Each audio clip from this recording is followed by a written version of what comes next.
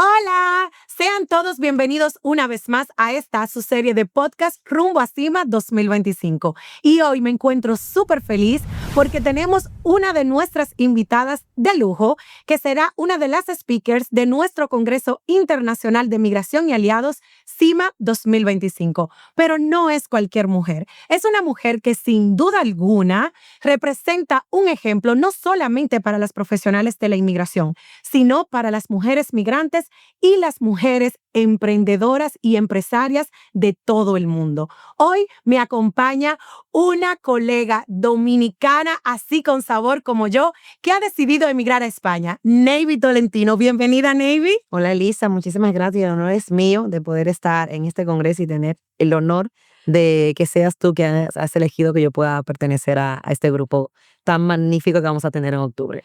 No, básicamente, Navy, para nosotros realmente ha sido una, ¿verdad?, una alegría enorme el que pues hayas dicho sí a poder estar con nosotros en nuestro congreso. Y definitivamente queremos que a través de este podcast, pues la comunidad de Migracónsul Academy, toda esa comunidad que definitivamente nos va a seguir, pues pueda conocer la esencia de Navy a través de tu historia. Por eso no presenté nada, por eso no dije nada más, porque serás tú que puedas contar a través de este conversatorio quién es Navy, cómo empezó Navy, dónde está Navy y hacia dónde va Navy. Así que sin más, sin más preámbulos, vámonos a ver cómo vamos a empezar. Vamos, primero, ¿dónde nace Navy? Yo nací aquí, en República Dominicana, en Santo Domingo. En Santo Domingo. Navy, y obviamente ya muchas personas que seguro ya te están buscando en las redes sociales se preguntarán, y creo que es algo necesario, ¿viene Navy de una familia humilde o nació Navy con todos las necesidades cubiertas para avanzar y lograr el éxito que tiene hoy en día? Lo importante fue que nací en una familia donde tenía a mis padres con la conciencia de que sabían que yo no tenía los pies sobre la tierra.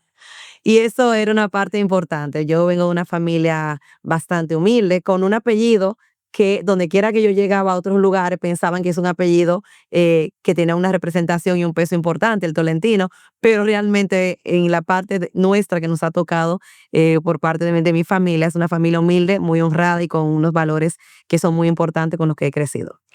Definitivamente, Navy, y de esa infancia, de esa familia, como bien tú dices, una familia humilde, pero sobre todo una familia de valores, ¿qué recuerda Navy así que definitivamente haya marcado tu infancia? Que de los 5 años le dije a mi madre que yo iba a ser abogada. Nunca se me olvida. ¿Y eso cómo te hizo marcar un camino, identificar o hacer cosas desde pequeña para lograr ese objetivo de ser abogada? ¿Qué cosas empezó Navy desde los 5 años a hacer que pues marcaban ese camino para ser abogada? Primeramente, decírmelo.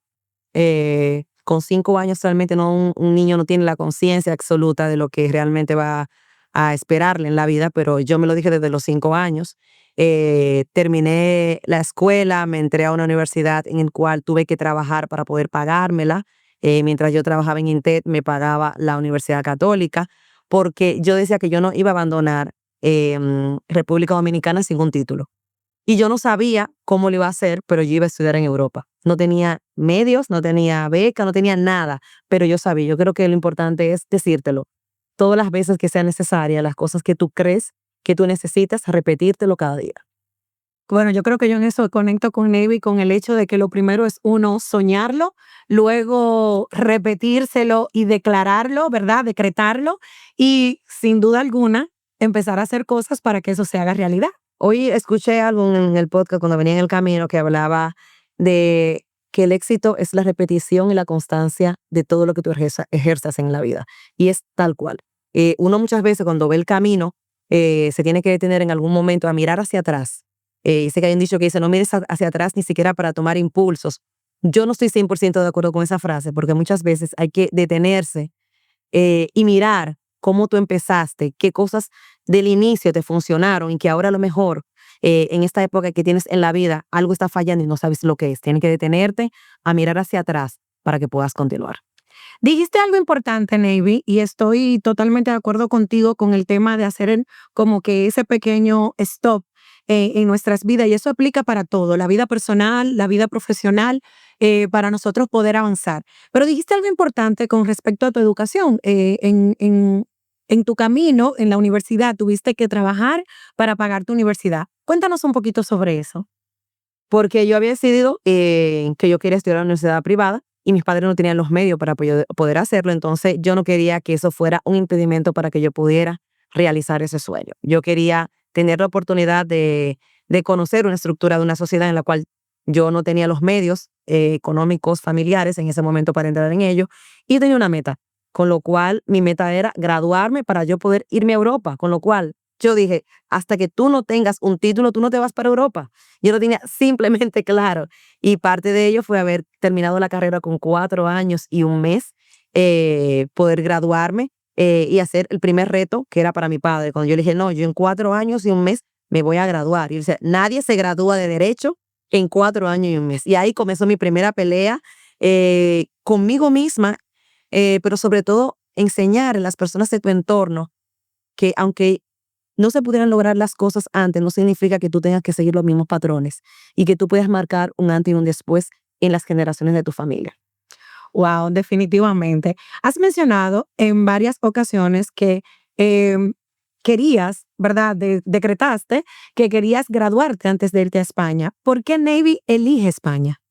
Porque era un lugar donde no conocía, era un lugar que no tenía que depender de nadie, era un lugar en el que yo iba a crearme a mí misma y era un lugar que yo quería empezar sin tener que deberle nada a nadie para yo poder medir la cantidad de sueños que yo tenía.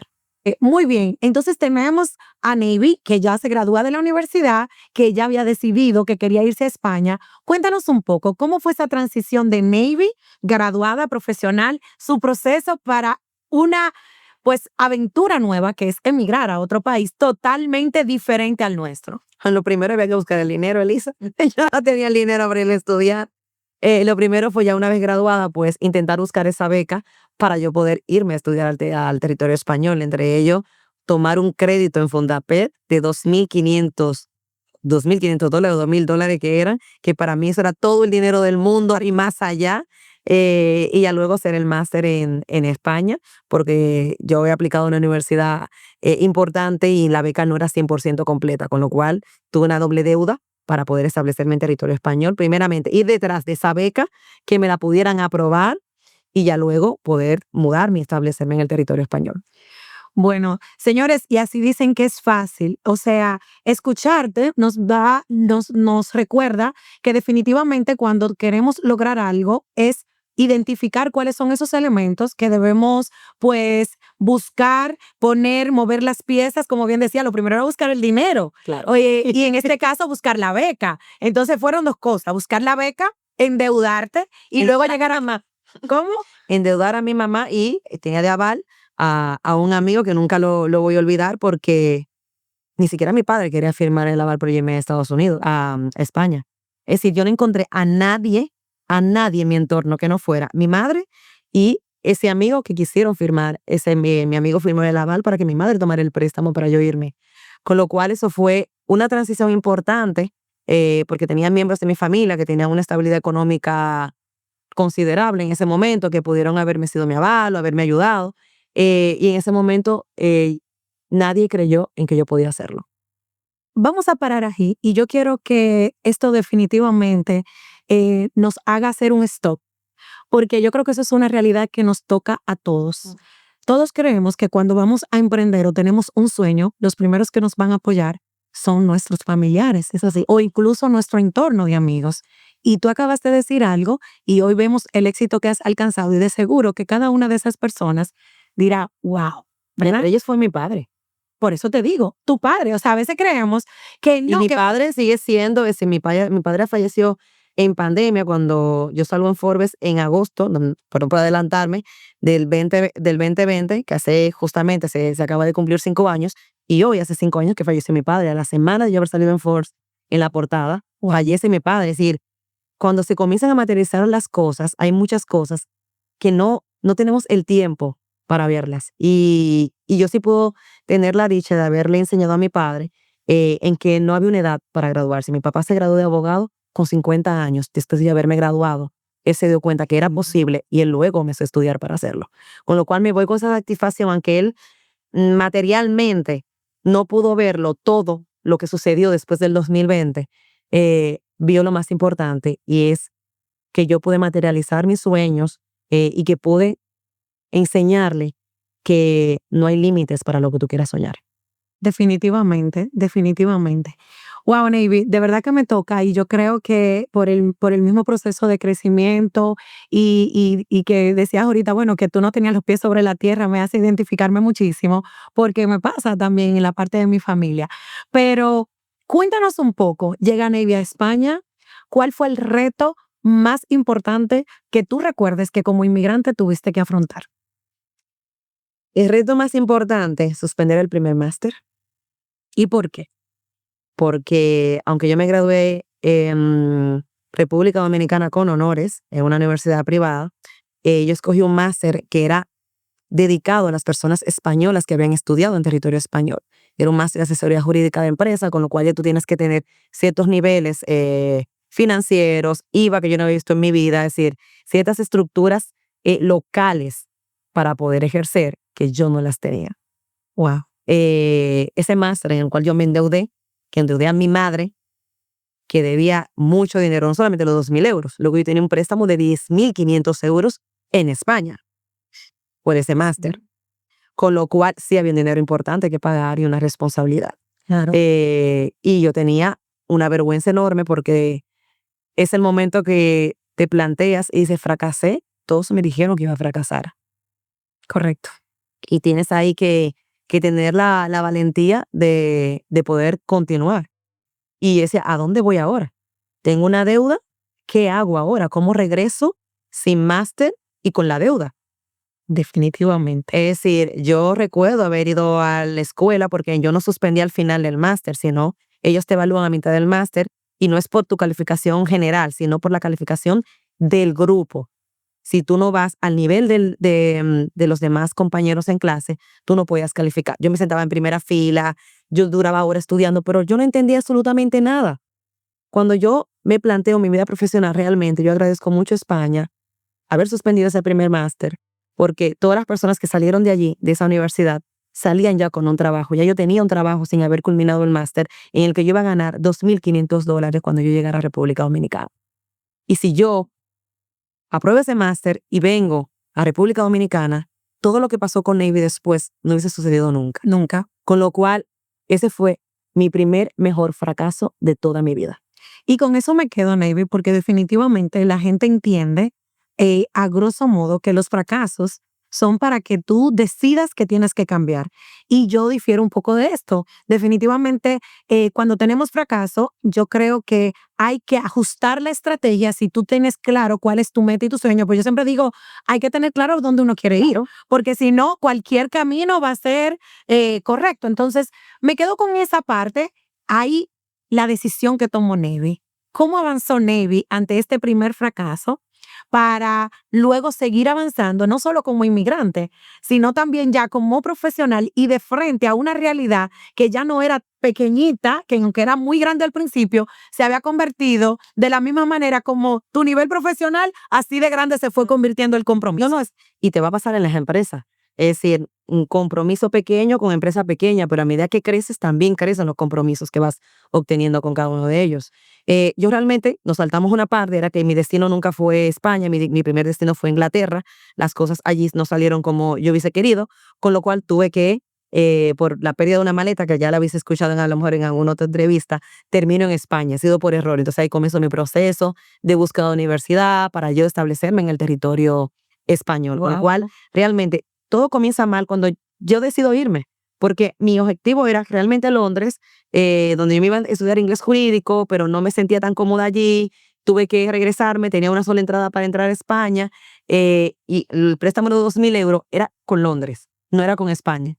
Ya luego sigo a España con el préstamo ya de la universidad, y lo curioso es, Elisa, que aunque yo en ese momento me tuve que endeudar para hacer mis estudios, el crecimiento que yo he tenido en Tolentino, yo no uso ni siquiera tarjeta de crédito y nunca he tenido que coger un crédito.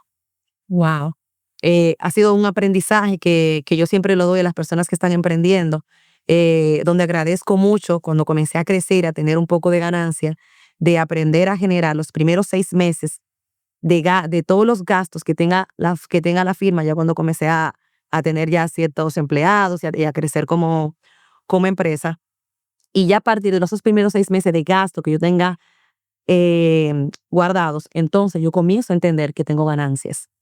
Y fue el método para yo comenzar a crecer. Por eso ya, eso da para un podcast entero hablar del emprendimiento. No, pero es importante. Y tú acabas de dar, vamos a decir, los trucos o cómo a ti te funcionó A mí me funcionó así. tu emprendimiento, porque hay mucha gente que dice, maybe, que muy bien que tú tengas todo tu dinero, pero que lo dicen por ahí que los ricos viven con el dinero del banco. Sí, hay Entonces, personas que le funciona así. exacto. Como yo me vi en esa situación al principio y fue un momento muy difícil para mí, yo tuve que buscar opciones en España, como seguir estudiando, buscar trabajo mientras estudiaba. Yo me gané una segunda beca. Yo hice 3 máster en España al final. Wow. Para yo poder ejercer, para homologar mi título, también lo homologué al año de yo haber estado, con lo cual esa primera caída que tuve me hizo impulsarme más y dar el doble de lo que yo a lo mejor hubiese dado desde un principio. Porque ya en ese momento yo tenía una responsabilidad mayor, yo tenía que homologar un título para yo poder ejercer, yo tenía que buscar trabajo, yo tenía que buscar un nuevo objetivo, con lo cual conseguí una nueva beca en territorio español para yo continuar estudiando. Y eso me hizo pues abrirme un camino, poder colegiarme como abogada también de oficio y poder conocer un mundo profesional con el que realmente yo no vine hecha, sino que me hice en el transcurso del tiempo. Yo diría que no solamente profesional, Navy, definitivamente también humano. O sea, No, porque te tocó completamente. enfrentar retos que nos toca enfrentar a todos los que nos ha tocado en algún momento emigrar. Y en este caso también la responsabilidad y sola. ¿Cómo te viste, cómo pudieras compartir tu experiencia de inmigrante fuera de lo que es la parte ya educativa o la parte profesional, en la parte humana? ¿Cómo nos compartirías esa parte de Navy que emigró, extrañaba a su familia? ¿Qué fue lo más difícil en esa parte humana? A ver, yo siempre me he comunicado con mi familia, de estar en constancia hablando con ellos. Hay temporadas en las que yo no podía viajar porque los billetes eran bastante altos, o me podía permitir viajar una vez al año, con lo cual yo tenía que buscar métodos para que ellos también estuvieran más cerca de mí. Con lo cual yo fui la encargada de hacer todos los procesos de visado de toda mi familia, tanto para que tuvieran visa para Estados Unidos, para que luego vinieran a visitarme. Y ahí yo comencé a entender de que yo podía marcar un camino y hacer mi profesión en la cual yo me sostenía, convertirla también en una labor social que pudiera cambiar vidas. Y así me sentía que estaba teniendo una parte social, independientemente de la parte económica, en la que yo me sentía con una responsabilidad. Es decir, cuando tú pasas muchas horas, quienes somos letrados o quienes tenemos empresa, no solamente por el sustento de tu día a día, sino porque detrás de esa firma hay muchas personas que han creído en esos sueños y te duele cuando algo no sale bien, sobre todo cuando comienzas ese proceso de contratar personas que no tienen los mismos criterios y valores con el que tú creaste la firma. Y tienes tú que encargarte de sanar todo eso para que todo el que siga tu camino entienda Tu misión, tu misión, valores. tus valores. Definitivamente. Decías algo importante que, bueno, en ese aprendizaje del proceso de visas estabas haciendo una labor social. ¿Entenderías o pudieras compartir y ver ahora tu crecimiento y como dicen que cuando das recibes y más cuando das sin esperar? Completamente. Es decir, para mí ha sido una transformación humana, el hecho de yo poder dedicarme a personas, porque no solamente tú eliges emigrar porque tengas medios económicos, tú puedes tener una elección migratoria por amor, por una situación económica, porque quieras cambiar de vida, porque tengas una pareja que en tu país de origen no es aceptada para que se puedan casar y tienes que buscar otro destino. Es decir, yo al final me comprometí con la firma que tengo a un nivel social en el cual yo sentía que el mundo es un lugar donde cualquier persona tiene derecho a estar. Y para mí, al final, yo lo que lucho es porque cada persona se le reconozcan sus derechos y que si usted llega a un lugar, sobre todo, reconozca que usted no lleva la isla al lugar donde usted llega. Usted tiene que adaptarse a esa sociedad en la cual usted se está introduciendo. Y eso tiene también unas obligaciones nosotros como migrantes cuando llegamos a ese país. Y mi labor es esta, de aportar, de sumar, de no solamente crear empleo, sino crear una manera bonita de que se transmita que la migración es un aporte al país, siempre y cuando se lleven por los reglamentos, las líneas legales que se tienen que establecer. Bueno, definitivamente. Navy, una pregunta importante aquí. Sabemos que Navy tiene su familia, ¿verdad? Sin embargo, tienes ya muchos años en España, ya emigraste primero con planes de estudiar y tener un cambio. Hemos conocido un poco de todo lo que te tocó vivir entre fracasos, cambios, hasta alcanzar, pero tienes ahora tu familia y tienes tu despacho. ¿Qué llegó primero de los dos? ¿Tu despacho, tu familia? ¿Cómo fue ese Mi proceso ahí? despacho, 100%. Tu despacho llegó primero. Es mi primer hijo, es decir, esto me gusta contarlo porque para mí fue una transformación de vida importante. Y creo que cada ser humano lo vive y muchas veces no se da cuenta cuando está viviendo esa transformación. Cuando yo monto Tolentino en el 2012, ya yo tenía creo que 5 años en España. Yo no sabía esquiar, yo no sabía cocinar, yo no sabía bailar, yo no sabía nadar, yo no sabía conducir. Y te puedo enumerar una serie de circunstancias, hobbies, deporte, oportunidades que yo no tenía y comencé a desarrollar a raíz que montó Tolentino. En ese 2012, yo recuerdo que yo fui la que hice la primera página web de Tolentino en ese verano.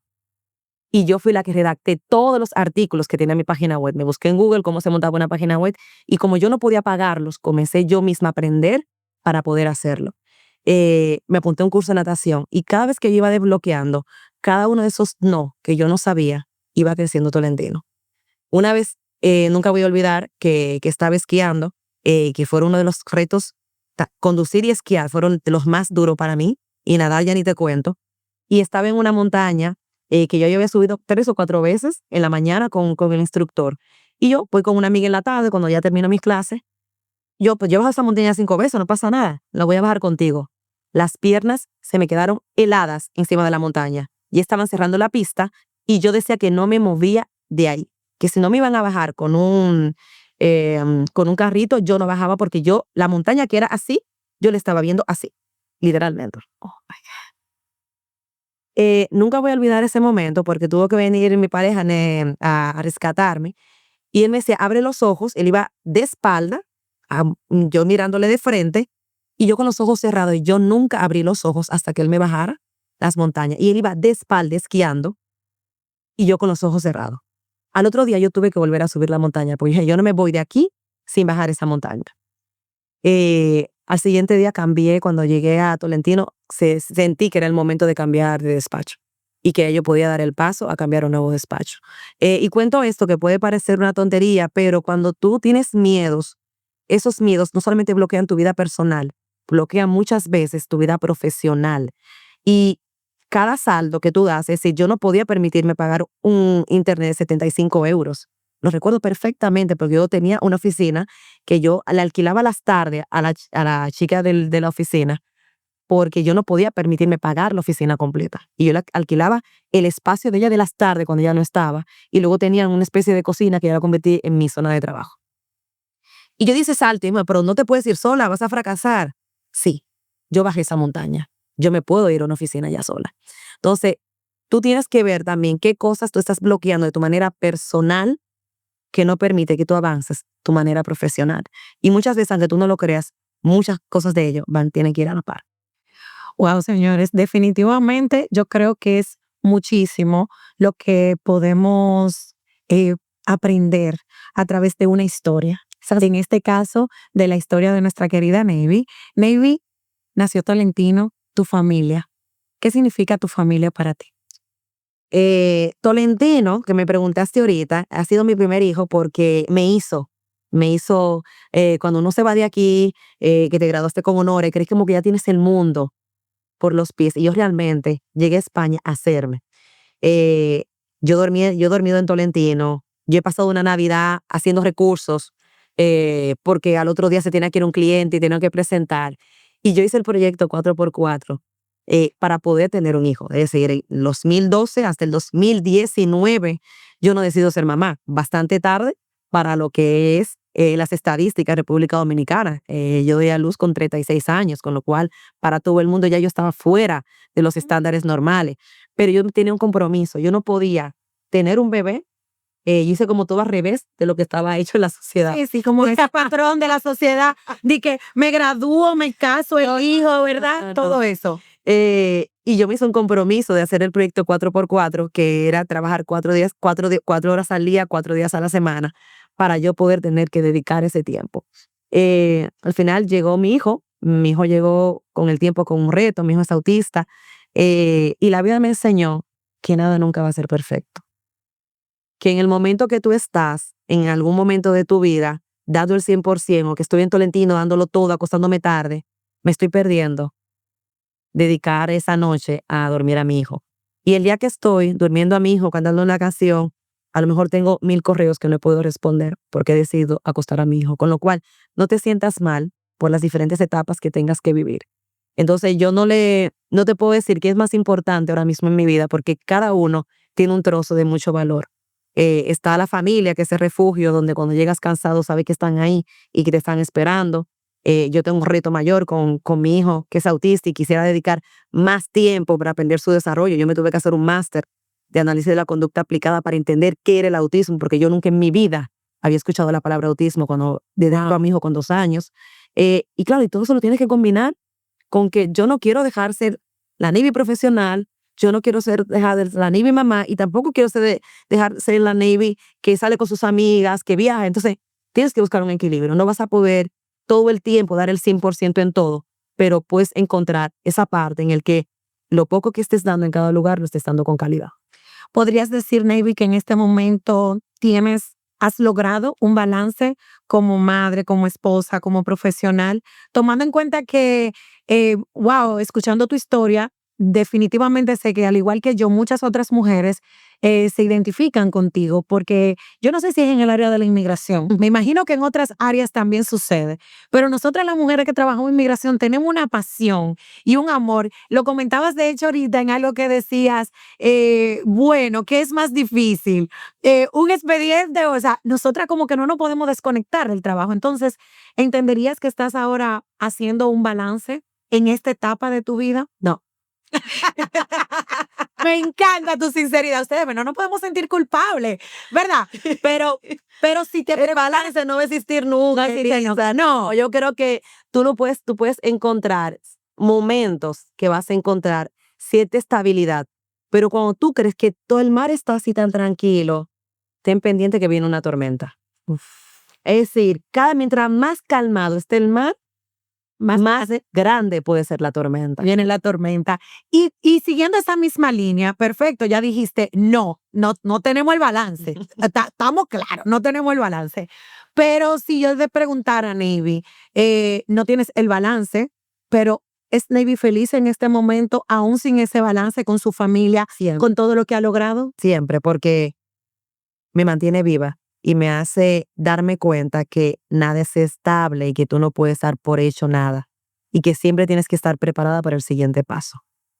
Yo decía al inicio que Navy no solamente era un referente de mujer como inmigrante o como profesional, y lo decía, y creo que ya ustedes se han dado cuenta un poquito a través de lo que ella contaba, pero a mí me gustaría que tú nos dijeras un poquito de esos logros que tú has alcanzado y que mucha gente piensa que es presumir. Y yo digo, no, es importante que podamos mirar atrás, ver los que hemos alcanzado y ser nosotros los primeros que nos aplaudamos, que nos abracemos y que digamos, lo logré. Porque mira cómo tú has contado tu historia, todo lo que te tocó. ¿Cuáles son esos logros más importantes que Navy Tolentino ha alcanzado que hoy te hacen sentir orgullosa de ti misma? Si me voy por balancearlo en la parte profesional, en el momento que, uno de los momentos, porque fueron varios, que yo quise quitar el despacho y que aprendí de esa crisis que tuve en la firma, de convertirlo en una dirección jurídica, transformando mi primera era digital en el 2017, cuando nadie hablaba de robótica, y quedar seleccionada entre 2000 proyectos entre los últimos 20. Para mí fue un momento importante, no por el premio, que no porque sin llegar al primer lugar, sino por saber que estaba dentro de ese grupo cuando nadie hablaba de tecnología y de robótica, yo estaba ahí dentro viendo una oportunidad. Y eso significó mucho para mí porque significó todo el cambio de lo que ha significado Tolentino. Otro momento que así que me marcó, creo que fue Forbes, y no fue por un tema de que saliste en la revista, que fuiste a la portada, que luego llegaron muchas revistas a su lado, sino porque me dijo, de aquí en adelante, tú tienes que marcar un legado para todo el que te está mirando. No es que te quedas ahí con la portada, no, no, no. Es que el compromiso se duplica aún más. Ahora tú tienes un compromiso público en el que todo el mundo te está mirando. Y para mí fue un reconocimiento que me hizo aprender de todo lo que yo tenía que comenzar a dejar como legado para que realmente ese reconocimiento perdurara en el tiempo. Y el último fue reconocimiento del Ministerio de la Mujer que me hicieron ahora este año como mujer destacada en el exterior, que es el máximo galardón que da el presidente de la República Dominicana. Porque aunque decimos nadie es profeta en su tierra, nunca me imaginé que ese reconocimiento y esa valía profesional y ese cariño que me tiene la República Dominicana, siendo yo una dominicana en el exterior, realmente me hace sentir que he elegido, no he elegido yo dónde nacer, pero es una elección de mantener esta nacionalidad con mucho orgullo y sentirme tan parte de dominicana como de España, porque al final casi voy a tener la mitad de mi vida y me siento muy identificada de un país que me sigue reconociendo y queriendo, aún yo eligiera emigrar. Bueno, señores, yo les puedo decir algo. Yo no tengo mucho tiempo conociendo a Navy, pero yo siento como si la conociera de hace mucho. Definitivamente hay algo que nos une a los dominicanos y es que a nosotros nos gusta pues ser cercanos. Hay muchas veces donde aunque tengamos un estatus y un nivel, se ponen ciertas barreras. Pero yo les puedo decir, y no porque estés aquí, que definitivamente en el caso de Navy, yo nunca, desde el día uno que tuve la oportunidad de acercarme a ella, sentí esa barrera. Y digo esto para hacerte la siguiente pregunta. ¿Qué caracteriza a Navy? Vamos a decir, en esa parte humana, porque no solamente lo he dicho yo, he tenido la oportunidad de escuchar a otras personas que te han conocido, que eres tan cercana, tan humilde, pero ¿cómo te definirías tú en ese sentido? Navy la persona, Navy no la profesional, el cómo te ves aún en el nivel que te encuentras. Que para nadie es un secreto que el tema de las clases, los niveles, donde estoy, lo que tengo, lo que he logrado, obviamente nos ponen en otro punto y hay personas que, ¿verdad? Entonces no vamos a hablar de eso. O sea, yo quisiera escucharte a ti, el cómo tú te sientes, qué te llena y por qué tú eres de esa manera. Yo creo que al inicio de la entrevista te hablaba de los valores y de la humildad de donde vengo. Y cuando tú mantienes eso, da igual los títulos, da igual el estatus, da igual el apellido. Yo creo que lo importante y porque la gente te quiere es por quien tú seas y lo que hay que ser es sincero. Y una de las partes que a mí más me toca y por qué llevo este derecho migratorio y por qué ejerzo este tipo de profesión, es porque me hace sentir cercana con cualquier circunstancia humana que pueda tener un ser humano. Entonces, para mí esa parte que yo sí aprendí de mi familia, de la humildad, yo creo que me sigue siendo parte de lo que soy y que me hace seguir el camino y sentirme cercana sin ningún tipo de estatus, simplemente ser sincera, y yo creo que al final todos eh, las partes materiales se desvanecen y nadie nos va a recordar por eso. Sí nos van a recordar por lo que hicimos y por lo que abrazamos al otro ser humano. Qué lindo, qué lindo. Navy, yo sé que ya estamos en la recta final, pero quisiera que nos compartieras a la comunidad cuáles son quizá esa una, dos, tres cosas que están en la mente de Navy, así esa persona inquieta, ¿verdad?